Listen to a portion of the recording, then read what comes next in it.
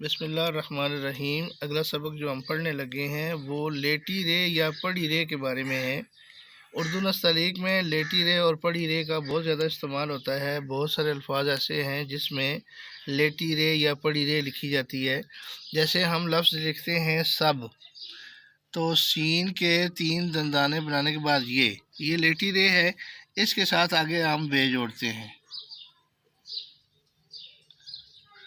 یہ سب بن جاتا ہے۔ اسی طریقے سے اگلا لفظ ہم لکھتے ہیں سیب، اس سیب کے ساتھ یہ اوپر شوشہ بھی جائے گا، پھر لیٹی رے لکھیں گے اور اس کے ساتھ پھر بے جوڑیں گے،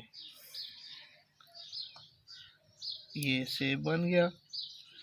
اسی طریقے سے اور بہت سارے لفظ ہیں جن میں لیٹی رے کا استعمال ہوتا ہے۔ جیسے ہم لفظ لکھتے ہیں درست،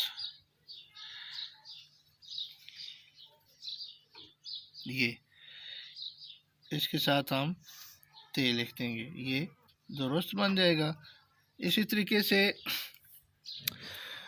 لفظ ہے درخواست،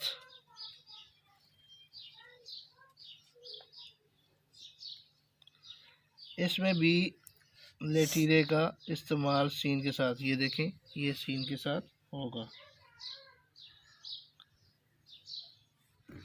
اور لفظ ہے محنت، یہ لیٹی رے ہے اور اس کے ساتھ تے کا استعمال، یہ لیٹی رے کا استعمال یہ ہوا ہے۔ اس کے علاوہ صحت ہے اور بہت سارے اسی طریقے سے محبت لفظ ہے، تو اس میں آپ لیٹی رے کا استعمال کرتے ہیں، یہ اور محبت بھی لکھ دیتے ہیں، یہ لیٹی رے کا استعمال ہے۔